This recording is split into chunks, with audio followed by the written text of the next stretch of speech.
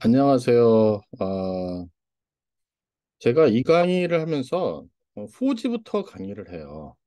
그런데 4G부터 강의하면서 제가 항상 느끼는 게 뭐냐면 이게 네트워크의 리볼루션이 아니라 이볼루션이거든요. 이볼루션이라는 게 뭐냐면 앞에 네트워크서부터 쭉 진화해 오면서 발전해 오는 건데 갑자기 4G부터 제가 설명을 하려고 하니까 하다 보면은 3G에 대한 설명도 다시 설명해야 되고 2G 그다음에 1G 앞에 이제 PSTN, 내로밴드, ISDN 얘기를 좀 알고 있으면 좀 이해가 상당히 빠릅니다.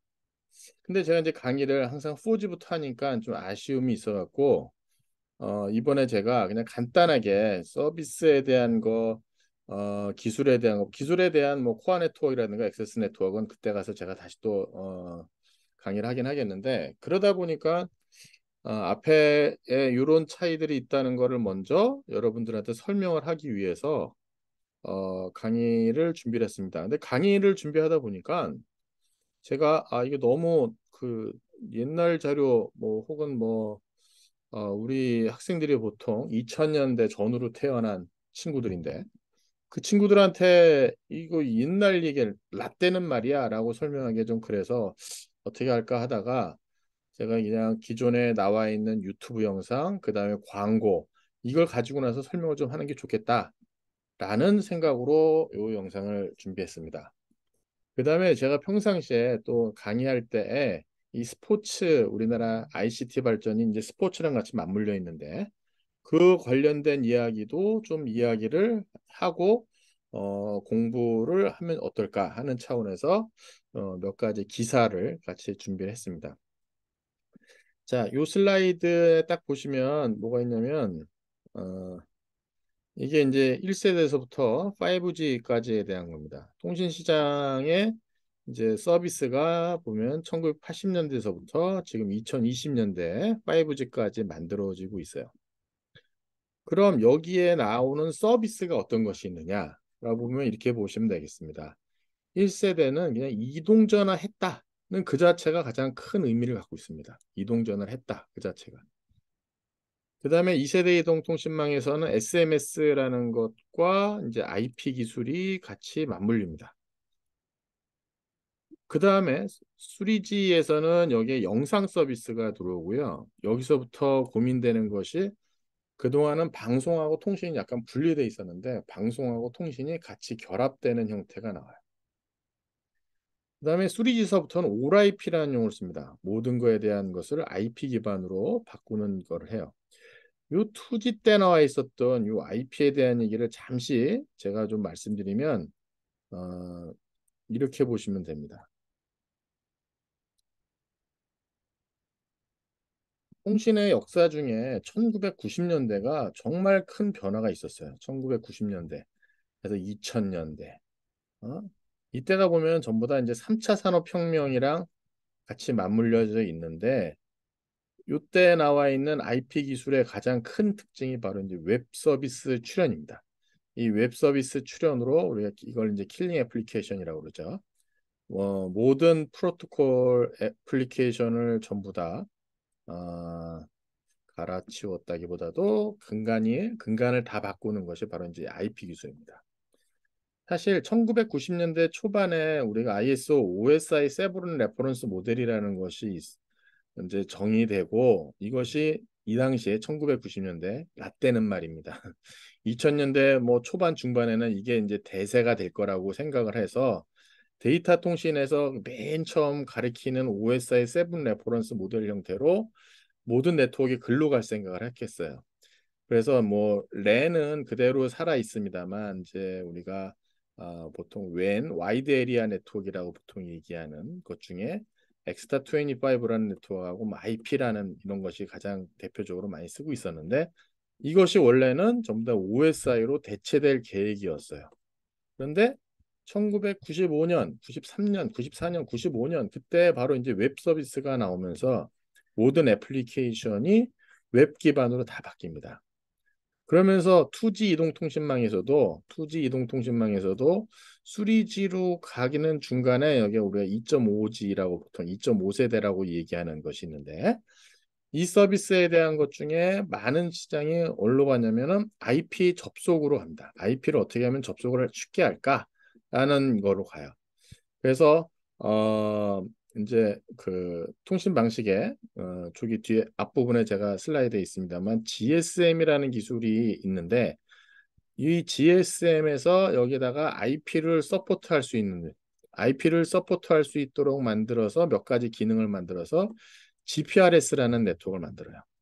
그리고 이 GPRS 네트워크는 여기에 3G의 와이드밴드 CDMA의 코어 네트워크로 이제 발전합니다. 근데 여기 보게 되면 IP를 서포트하기 위해서 SGSN이라든가 뭐 GGSN이라는 기능 블락을 이제 만들어 놓아서 GPRS라는 네트워크를 만드는 것이 유럽이고요. 우리나라는 뭐 했느냐? CDMA 혹시 아버님 삼촌 세대는 알 수 있을 텐데 1X라는 것이 있어요. CDMA 2000 1X. 원래는 이게 CDMA 2000 3X라고 해서 3세대 이제 두 가지에 대한 3G의 요 기술하고 요 두 가지 기술 이렇게 갖고 있을 생각으로 발전했고 우리나라는 이제 CDMA 2000 1X로 이 IP를 서포트하는 기술을 만듭니다. 그래서 이 IP에 대한 것이 이쪽에 킬링 애플리케이션으로 나오면서 2G는 어떻게 보면 전부 다 전화만 기반으로 되어 있었는데 이 3G에 가서는 이게 IP 기술로 다 이제 바뀐다.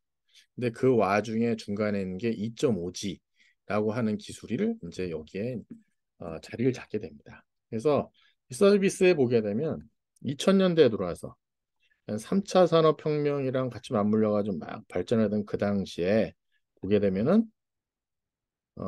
여기에 이제 OIP에 대한 것이 나오고요.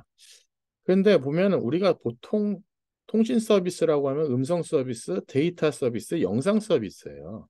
이게 서비스의 거의 전부 다라고 보시면 됩니다. 4G 2010년에서 나오는 하이스피드예요. 하이스피드에 대한 네트워크, 하이스피드.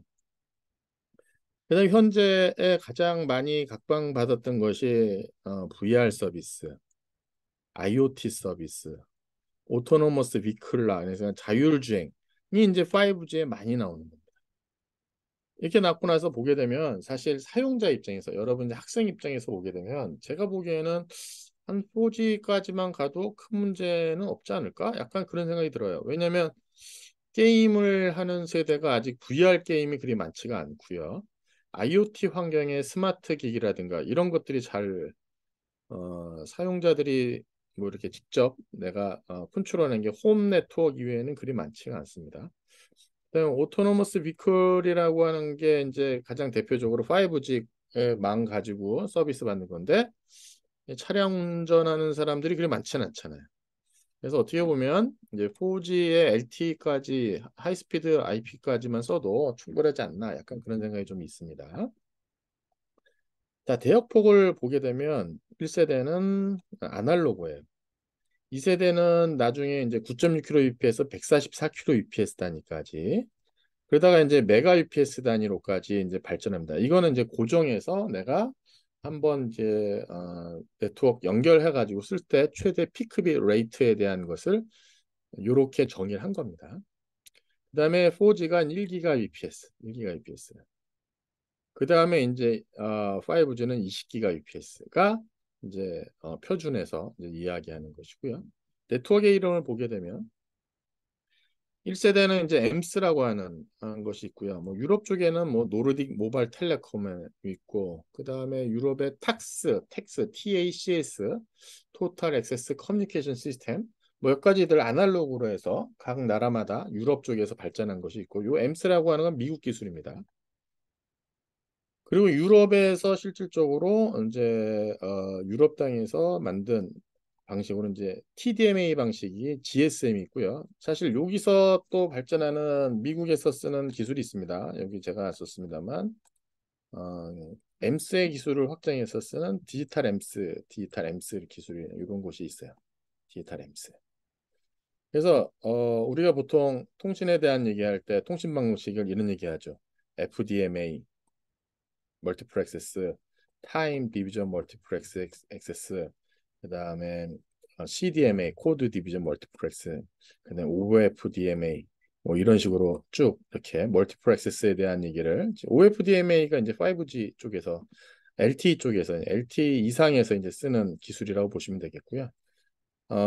이렇게 세 가지 기술이 있는데 요거는 어떻게 보면 요게 이제 FDMA 방식이고요. 이게 FDMA 방식이고 GSM하고 디지털 엠스가 이제 TDMA 방식입니다. 그래서 유럽 애들 얘기할 때는 유럽 애들이 이제 GSM 자기네 기술, 그다음에 미국 방식은 뭐 TDM 이렇게 쓰기도 해요. 근데 기술적으로 보게 되면 GSM과 디지털 엠스는 전부 다 TDM 방식이고요. 그다음에 CDMA 방식이 있습니다.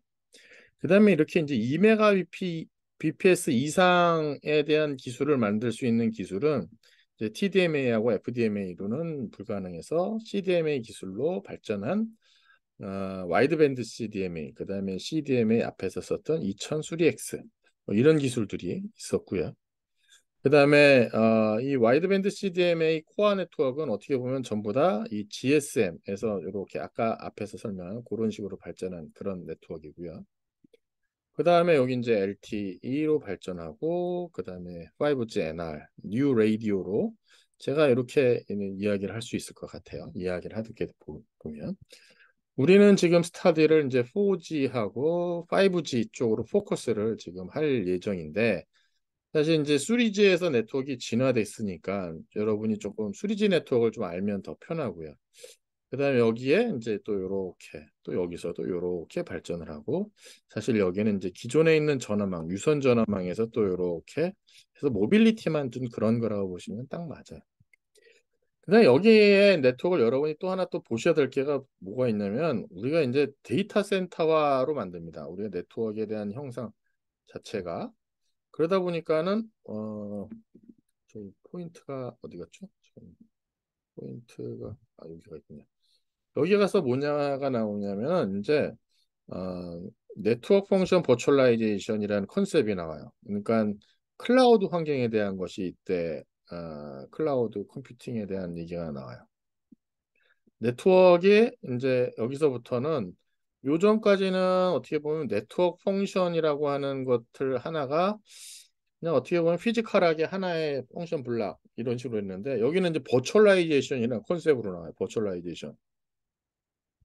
그래서 약간 4G 중간 단계에서부터 그 네트워크를 그리는 거에 대한 거를 이 클라우드 환경에 맞춰 가지고 네트워크를 그리고 표준도 그걸 기반으로 만들어지고 막 그렇게 됩니다. 그러니까 여러분이 5G를 이해하려고 하면 이런 것들에 대한 이해를 좀 하셔야 돼요. 자, 근데 저는 오늘 하려고 하는 거는 무슨 얘기냐면은 이제 옛날 나 때는 1세대에서 3세대 혹은 이거하고 같이 비교할 수 있는 그런 내용을 좀 설명을 하려고 하고 있습니다. 그래서 그거에 대한 거를 제가 거기 영상으로 광고라든가 유튜브에 대한 걸 가지고 나서 좀 준비를 했습니다. 그래서 첫 번째 보는 것은 1세대에서 5G까지 우리 생활상에 대한 거를 보실 수가 있습니다. 한번 요거를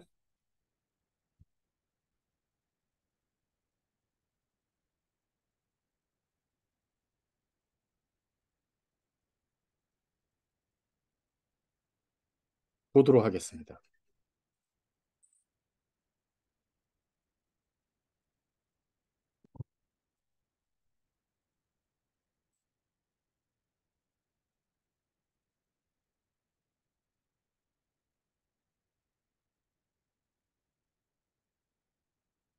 벽돌 폰이죠?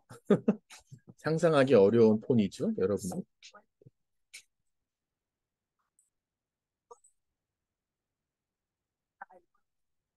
엄마가 샀지. 뭔지야, 잠깐만. 뭔지야, 엄마가 음식 먹어가면서 문자를 할게. 문자로 할게. 문자가 뭔지도 모르죠, 사실.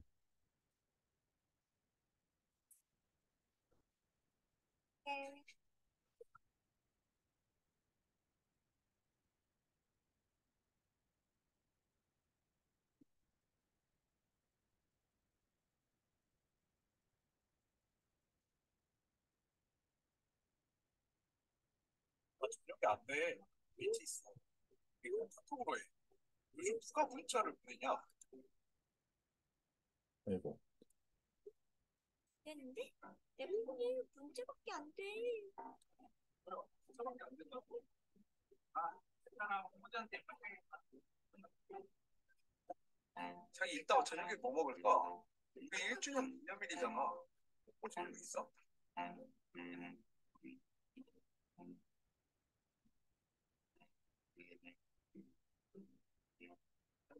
글쎄, 잠깐 내 선물 너 확인해봐.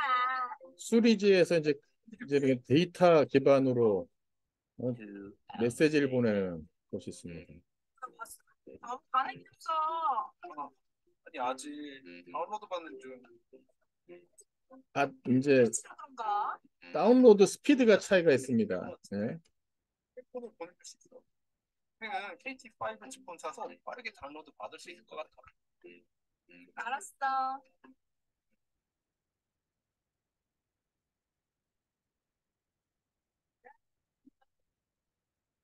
야, 너 이거 먹어? 영상을 이제 그냥 모니터로 스마트폰에 있는 모니터로 보는 게 아니라 VR로 봅니다.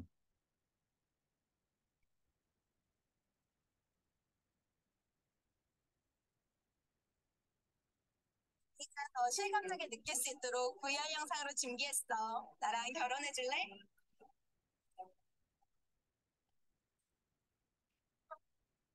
아, 시간이 원치밖에 안 되는 세상인데.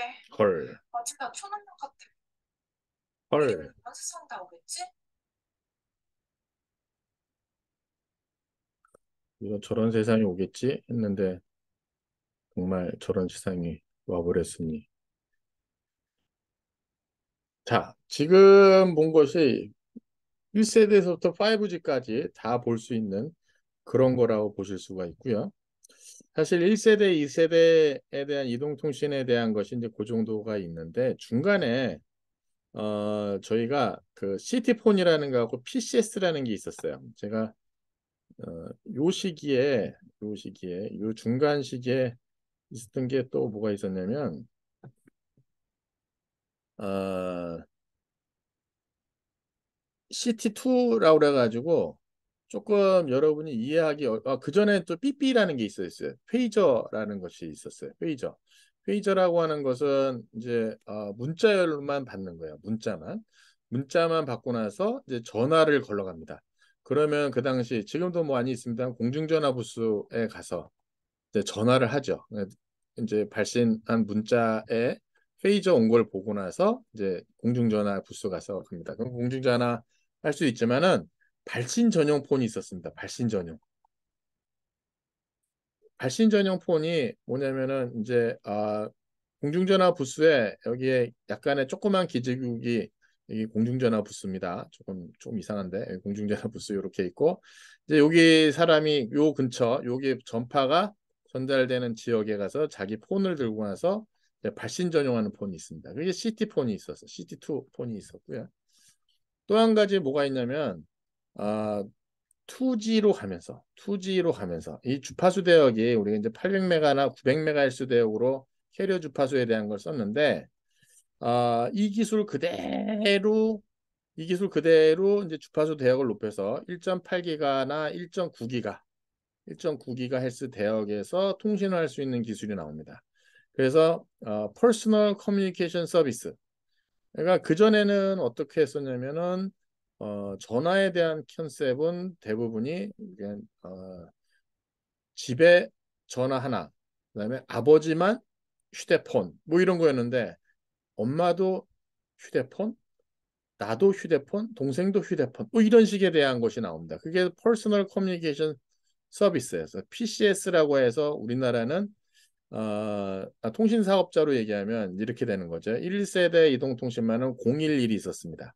011이라고 하는 서비스가 한국이동통신이었는데 이런 회사가 있고 그 다음에 우리나라는 그 이후로 2G에 대한 것을 CDMA로 하면서 사업자 017 사업자가 정해집니다. 이게 CDMA 세계 최초에 대한 우리가 상용화 기술을 합니다. 퀄컴의 원천 기술 갖고 나서 근데 사실 이게 상당히 큰 도박이었어요. 왜냐하면 전 세계가 글로벌하게 우리 통신에 대한 거, 뭐 항상 정보 통신에 대한 거 얘기할 때 보면 나오는 것이 미국 방식, 유럽 방식, 뭐 이거 아니에요. 근데 아까 1세대 이동통신은 미국은 디지털 엠스라고 하는 기술로, 유럽은 GSM이라는 기술로 전부 다 TDMA 기반으로 가는데 한국이라고 하는 조그만 나라에서 퀄컴이라고 하는 미국의 원천 기술 하나 상용화도 될까 말까 확실히 모르는 걸 갖고 나서 한국에서 그걸 상용화를 성공을 합니다. 그게 만들어진 회사가 이제 신세기라고 하는 통신이고 017이라는 회사가 만들어집니다. 그다음에 이 한국이동통신은 이때 이제 민영화가 됩니다. 민영화가. 이제 민영화가 되는데 이 민영화가 되면서 이게 이제 SK텔레콤으로 바뀝니다. SK텔레콤. 자, 011이라는 전화번호 한국이동통신이라는 회사가 민영화한다는 차원에서 SK텔레콤으로 바뀌어서 011, 017 두 개가 우리가 2G 통신 사업자입니다. 2G 통신 사업자예요. 2G 통신 사업자.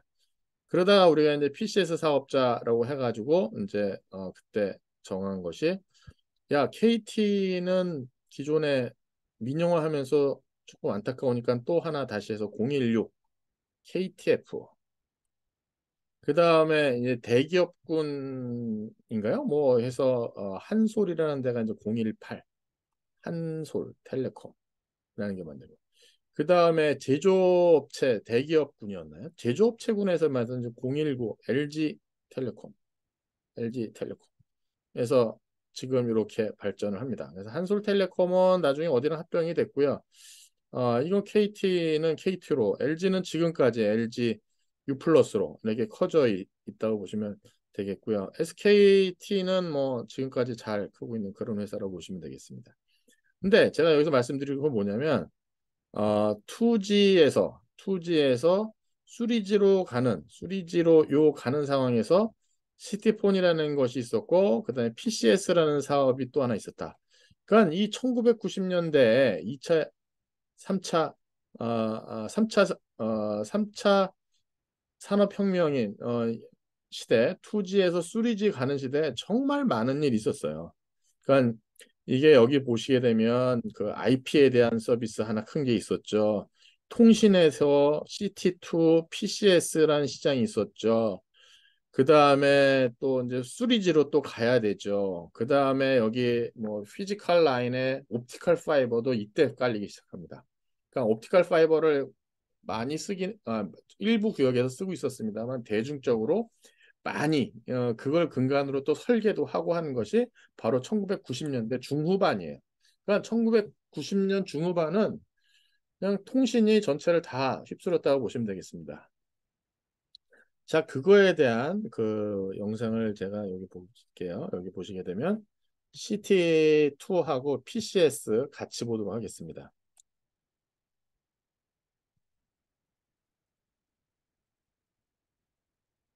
기타 학원을 운영하는 해란 이 화면 공유를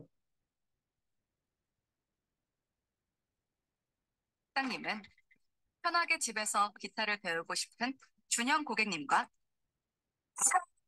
시골사는 공연이가 서울 왔는데 서울여가 공연료라 10,000원입니다.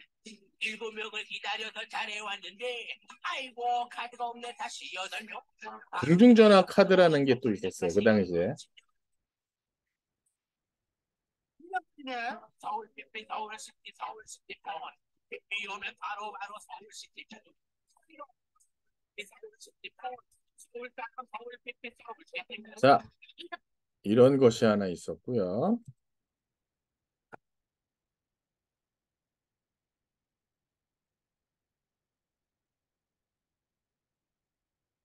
그다음에 PCS.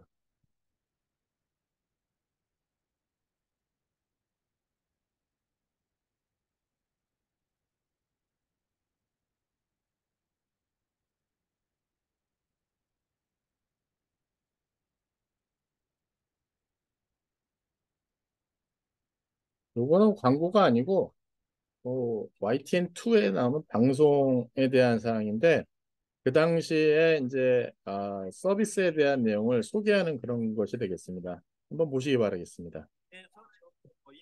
PCS, 즉 개인들의 통신 단말기입니다.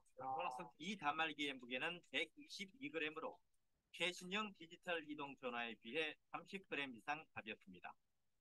크기는 담배갑보다 조금 큰 12.2cm로 초소형입니다. 드디어 이제 휴대폰이 PCS의 주파수가 이제 캐리어 주파수가 높기 때문에 칩이 조금 작아지고 휴대폰을 조그맣게 만들 수 있고, 그다음에 여기는 안 나왔습니다만 사실 MP3도 이때 같이 기능을 휴대폰에다 넣고 하는 것이 그 당시에 추세였습니다. 아직 카메라는 들어오질 않았습니다. 한 손에 들어오는 걸로. 좋다. 저도 해봤죠. 저는 이때도 아직 못 썼어요. PCS 폰이 어떤 거예요? 그러니까 휴대폰이라고 불리기 바로 전에 그 CD폰보다 훨씬, 그냥 거의 핸드폰이라고 보시면 돼요. 이거는 근데 모르는 게 좀 신기한 게 그때 가입자 수 엄청났다고 들었거든요. 맞아요. 아날로그에서 이게 디지털 방식으로 바뀌면서 가입자 수가 1998년도에 이동전화 가입자 수가 1,000만 명을 도달했다고 합니다. 1,000만 명? 네. 제가 이걸로 딱 부대 앞에서 들어가기 전에, 입대하기 전에 친구들한테 전화하고 그런 거 아닙니까? 네. 딱 전원 끄고 주고. 아, 그렇네. 그 다시 돌려줘야 되니까. 그러니까 1,000만 명이니까 4명 중에 1명이니까 우리 중에 우리 기술 선배만 써봤네. 그러게요. 딱 맞네요. 노자, 딱 맞네요. 강하다. 진짜만.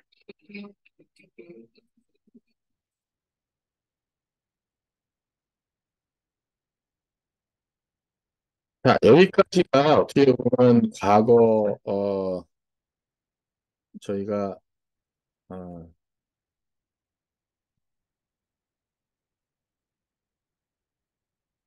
이제 과거에 대한 내용이고요.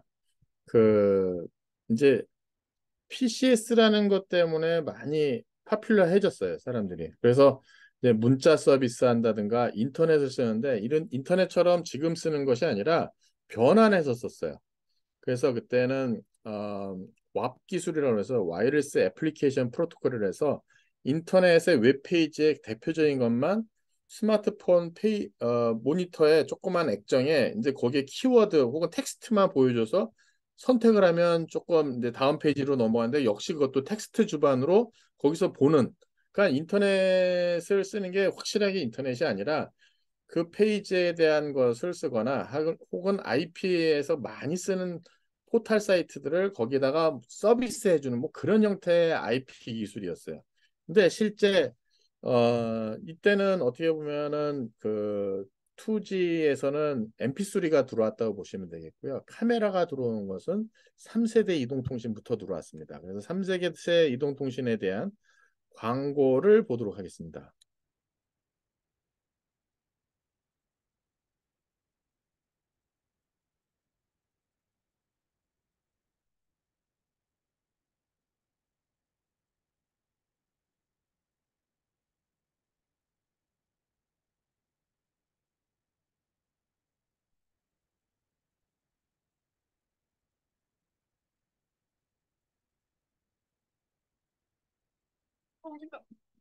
민지, 민지. 하나, 둘, 셋.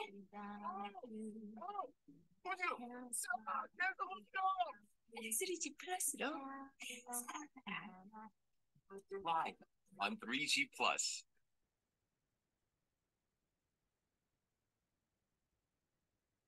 그 다음에는 이제 4G에 대한 것을 한번 보도록 하겠습니다. 4G서부터는 이제 데이터가 포커스입니다.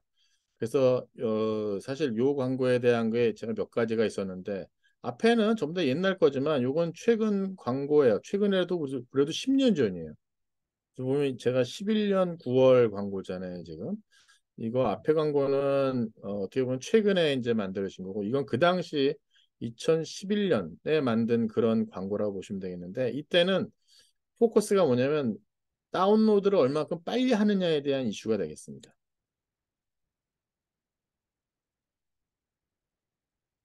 여기서요? 유튜브에? 자, 화면을 공유를 하고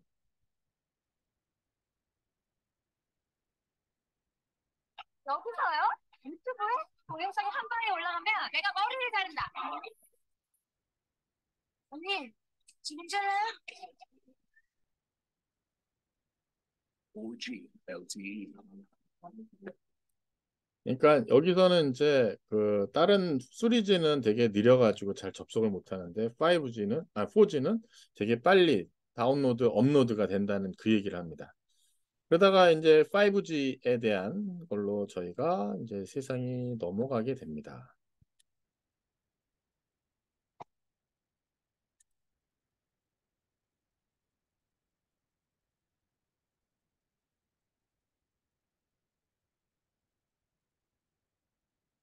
세상이 미래를 상상할 때 우리 미래를 만들고 있어.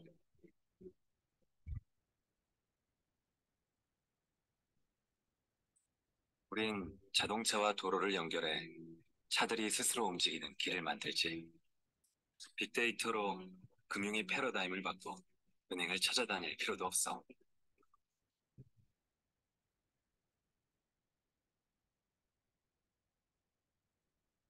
미래는 멀리 있지 않아. 우린 글로벌 기업들과 힘을 합쳐 5G의 세계적인 기술을 만들고 있고 누구보다 먼저 평창에서 5G 세상을 만나게 해줄 거야. 이것이 KT 네트워크의 힘. 미래는 기가로 이미 시작된 거야. KT. 자, 상당히 많은 내용이 소개가 됐습니다. 그 세상이 진짜 많이 바뀌었어요. 최근 50년 동안, 최근 50년 동안 1세대에서부터 5G까지 정말 많이 발전을 했고요. 어, 통신과 학생 입장에서는 이제 과거에는 이 통신이라고 하는 시장 자체만 갖고 나서도 일을 할 수 있는 데가 정말 많아졌는데 지금은 그거에 비하면 많이 좀 줄은 거라고 보시면 될 것 같아요. 자, 제가 여기 보게 되면 아까 5G에서 평창올림픽이 우리 2018년에 이루어졌는데 2016년 광고가 되겠습니다. 그래서 18년 이 스포츠와 ICT에 대한 내용을 좀 제가 설명을 해드리려고 합니다. 스포츠하고 우리 ICT하고에 대한 거는 끊을래야 끊을 수가 없고요. 그 다음에 TV라고 하는 가전제품에서도 이게 우리 새로운 올림픽이라든가 월드컵 경기 때마다 가전제품 중에 TV에 대한 것을 크게 좀 교체할 수 있는 그런 광고도 많이 하고 그렇게 거기를 타겟으로 또 기술 개발도 하고 이제 그렇게 하고 있습니다. 자, 그래서 최근에 있었던 평창올림픽 2018년 평창올림픽 있었을 때 벌써 꽤 오래전 일이긴 합니다만 우리나라에서 큰 스포츠 이벤트는 이게 최근에 있었던 거죠. 그거에 따라 가지고 어떤 기사가 있었는지 한번 보도록 하겠습니다.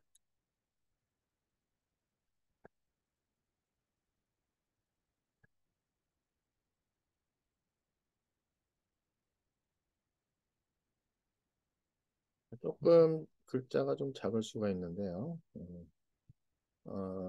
평창올림픽 맞아 UHD 시대 개막, TV 직구 증가해서 보시게 되면 본격적인 UHD 초고화질 TV가 만들어져서 지상파로 중계를 시작을 합니다. 그래서 TV 경우 기존에 그냥 UHD TV 그냥 TV로 되어 있었는데 방송 수신 방식이 달라 어려움이 있었는데 이번에 본격적인 이제 UHD 울트라 하이스피드입니다. 울트라라고 하는 키워드가 조금 어린이 만화 영화에서 나왔었던 건데 울트라 하이 데피니션 TV가 됐습니다. 울트라 하이 데피니션 TV. 그래서 요거에 되면 전적으로 구축될 것으로 보이고 유럽의 방식이었으나 미국식으로 바뀌기 때문에 미국 직구 TV도 증가한 추세이다. 요거에 대한 건 그 당시 얘기를 좀 해드리면 UHD TV에 대한 것이 모빌리티에 대한 가치 서비스를 하기 위해서 5G의 표준화 쪽이랑 같이 하기 위해서 유럽식과 미국식 두 가지로 막 공존을 하고 있었어요. 그래서 우리는 이제 미국식으로 확장이 됐고 그거를 뭐 TV 수상기에다가 뭐 기존 거는 다른 거 달면 또 미국식 방식으로 볼 수 있도록 이렇게 하는 장치들이 좀 그 당시에 있었습니다. 우리는 지금 평창 올림픽으로 해서 이게 벌써 6년 전, 2018년 그때 이야기잖아요. 근데 유럽이 조금 느려요. 유럽이 그렇게 빨리 막 전환하진 않습니다. 그래서 2024년 파리 올림픽 할 때 그때 유럽에서는 지금 UHTV 보급하려고 거긴 큰 노력을 하고 있습니다. 근데 그거에 대한 시장은 사실 우리나라 LG 삼성이에요. TV라고 하는 시장은 우리 어, LG 삼성이 거의 잡고 있다고 보시면 되겠습니다. 그래서 여기 보시게 되면 우리가 이게 비록 2018년 기사입니다. 이게 2018년 기사예요. 근데 우리는 이미 이렇게 있었지만 벌써 꽤 오랜 지난 지금에서 유럽에서 지금 막 일어나고 있다라고 보시면 되겠습니다. 자, 평창 올림픽에 먼저 강원도에서 그 다음에 전 지역으로 이후에 할 방식으로 돼 있고요. 그래서 제품으로 각 TV 브랜드 특정 모델명이 나와 있습니다. 그래서 해외 직구를 하게 됐을 때는 국내 거하고 같이 잘 보셔서 구매를 해야 된다는 얘기. 뭐 그런 기사입니다. 그래서 우리가 그 당시에 앞서가면서 이렇게 서비스를 했다는 거를 보는 기사이고요. 조금 오래된 기사입니다만 1세대 이동통신망에 대한 기사가 또 있습니다. 요거는 이후에 과거 우리가 이랬었어라고 나서 옛날 둘러보는 그런 겁니다. 여기 1988년, 그러니까 여러분 태어나기도 전 얘기입니다. 꽤 오래전에 1세대 이동통신망하고 우리나라 88 올림픽하고 어떤 것이 있었는지 보시기 바랬고요. 제가 앞에서 잠시 요거를 얘기 안 했는데, 이 평창 올림픽에 대해서 5G 서비스가 우리나라 최초 서비스였어요. 전 세계의 최초 서비스가 바로 평창 올림픽을 위해서 우리나라가 최초로 한 서비스라고 보시면 되겠습니다.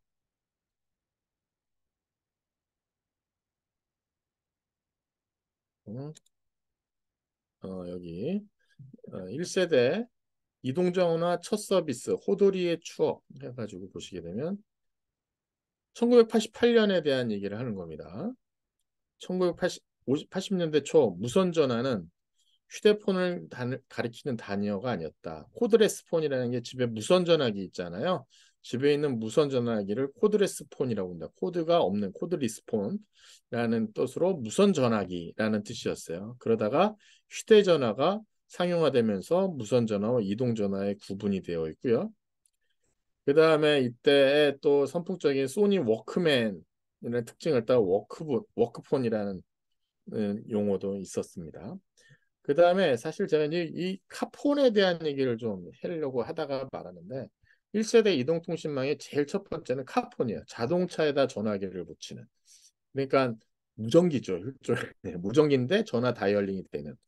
그래서 1세대 이동전화에 대한 걸 보게 되면 이 벽폰 보시나요? 벽돌 분천에 카폰이 나옵니다. 자동차 안에서 전화를 하는. 자동차 안에서는 유선 전화인데 뒤에 트렁크에는 거기에 이제 그 이동 전화의 어떤 송수신기가 있는 거죠. 그래서 자동차 다이얼 전화가 보급된 그 당시에 삼성 반도체, 동해안이에요. 대우통신 뭐 이런 회사가 있었고요. 그다음에 휴대폰에 대한 것이 나옵니다. 1988년 4월 30일 한국이동통신 서비스는 이게 011이에요. 첫 도입을 하는 것을 했고요. 뭐 한번 여러분 쭉 보시기 바라겠습니다.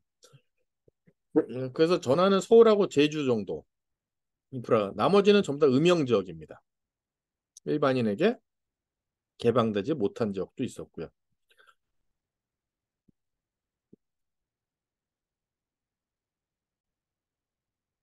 그 다음에 이제 이게 점점점 카바레지 넓히고 해서 우리나라 중소 도시를 이제 깔기 시작합니다.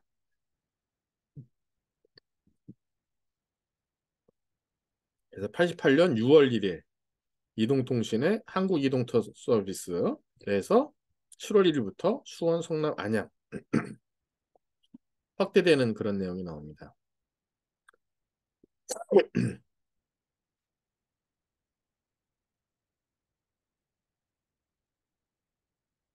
단말기가 한 대뿐이었나 봐요, 제품이.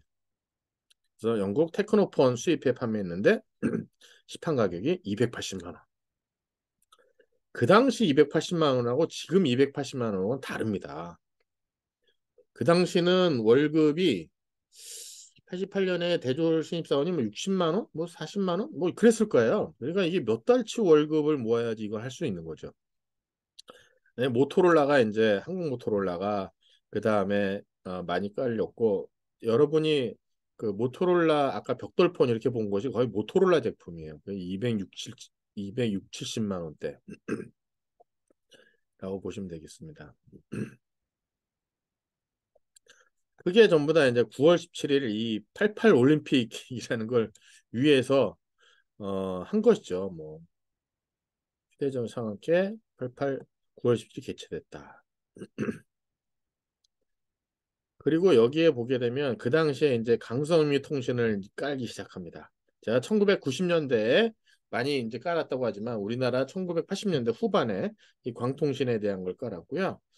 그다음에 여기 뭐 TRS에 대한 것도 있고 뭐 대외용 워키토키 무전기에 대한 것도 있고 사실 이거보다도 제가 드리고 싶은 얘기가 다음 아마 기사에서 나오는 건데 우리나라가 이제 얼마큼 이게 대단한 나라인가에 대한 기사가 좀 나옵니다. 그래서 여기 보게 되면 이 내용을 보게 되면 그 당시에 그러니까 1988년에 우리가 1세대 이동통신이라고 하는 서비스를 막 급하게 하는 것이 88 올림픽을 위해서 88 올림픽을 위해서 이제 만든 거라고 보시면 되겠습니다. 그다음 또 기사를 하나 또 볼까요? 요게 약간 최근에 정리되어 있었던 그 내용이에요. 여기 보게 되면 앞에 내용을 전체 다 서머리 해볼 수 있는 그런 내용이라고 보시면 될 것 같아요. 볼까요?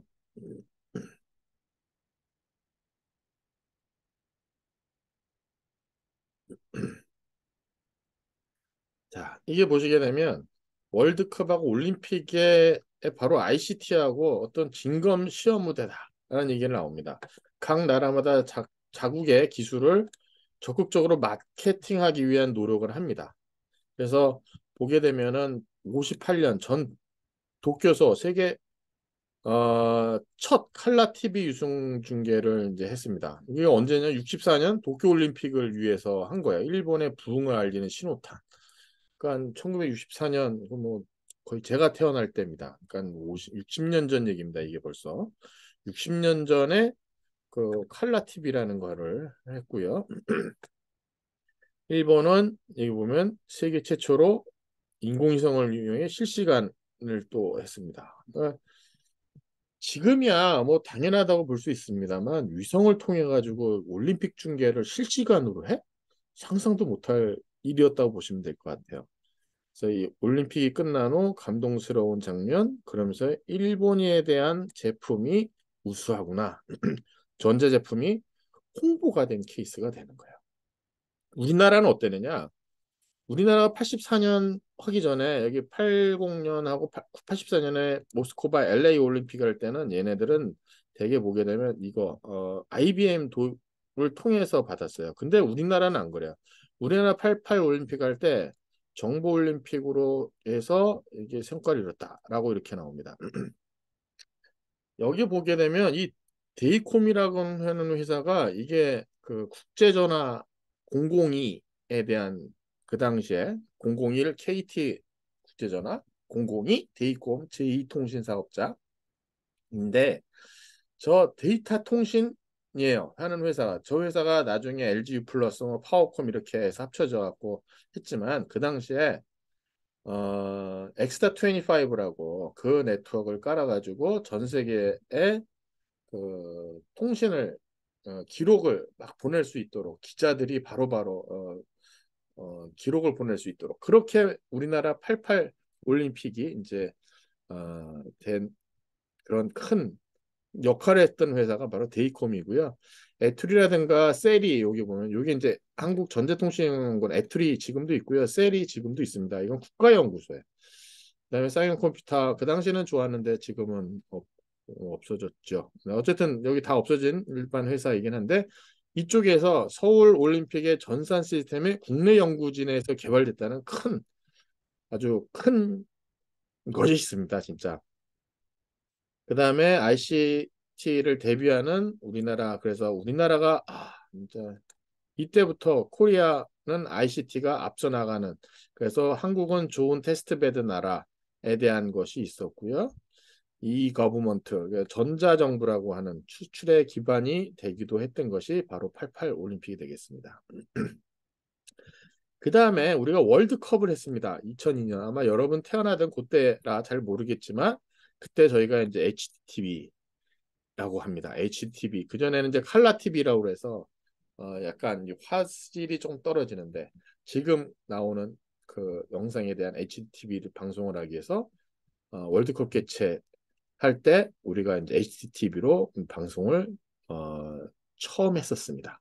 그 이후로 이제 전 세계적으로 커졌고요. 그 당시는 일본 TV가 가장 조금 고가 제품, 그 다음에 한국의 TV는 약간 중저가 제품, 뭐 이런 이미지였는데, 우리나라 뭐 삼성, LG, 뭐 대우 그 당시에 이런 업체들이 그거에 대한 것을 깨기 위한 노력을 많이 했고, 지금은 오히려 일본의 전자제품보다는 한국의 전자제품이 더 우수하고, 오히려 일본 제품은 잘 보이질 않는 것 같아요. 그런 것들의 계기가 우리가 88 올림픽, 2002년 월드컵 뭐 이런 계기가 됐다고 보시면 되겠습니다. 그 당시에 뭐 LCD TV, 그다음에 PDP TV 뭐 이런 것들에서 색재현을 프로젝션 TV 뭐 이런 것들에 대한 거를 우리나라 이제 했었죠. 그래서, 그때는 뭐 단체로 모여서 응원하는 문화도 있고 그러니까는 호프집에 저렇게 큰 테레비하고 화질이 좋은 테레비를 두어야지만 그 호프집을 가서 응원을 하는 그런 거였었죠. 그래서 그때 세계적인 TV 제조사들보다 우리나라 TV 제조사들이 다른 데보다 TV 분량이나 오류 문제점들을 파악할 수 있어 갖고 우리가 선도국 TV 제조사에 비해 공장 라인을 한 번 더 깔아 제품의 운수성을 높이는 계기가 되었습니다. 그 다음에는 이제 2012년에는 3D TV, 2014년에는 또 HDTV에 대한 것이 많이 이제 팔리게 되겠고요. 그 다음에 2016년 올림픽에서 이제 UHDTV가 본격 초기 시장 형성되었고, 이후의 시장에 우리나라 삼성전자, LG전자가 거의 대부분을 차지하고 있습니다. 그러다가 아까 보신 평창올림픽에서 이제 5G가 이제 대세가 되죠. 5G 기가올림픽으로 해서 ICT, 5G 이동통신 세계 최초로 했고요. 그다음에 무인 자율주동차, 가상 증강현실, 드론, UHD TV 전 세계인에 선보이게 되는 계기가 됐습니다. 이 5G에 대한 시연은 4월 3일 세계 최초로 하는데 큰 역할을 했고요. 우리나라의 ICT를 전 세계에다 알릴 수 있는 큰 계기가 되었습니다. 이게 마치 과학기술 추격 차이와 흡사하다고 얘기를 하고 있고요. 그래서 이제 4차 산업혁명과 디지털 프로그램, ICT 새로운 물결 속에서 우리나라 선두적인 역할을 거듭날 수 있는. 그래서 우리나라가 어떻게 보면은 이쪽 분야에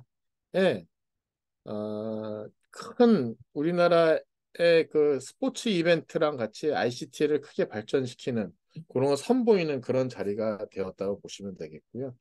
TV 가전제품 곳과 이동통신, 그러니까 1세대 이동통신은 88 올림픽, 평창 올림픽에서는 5G.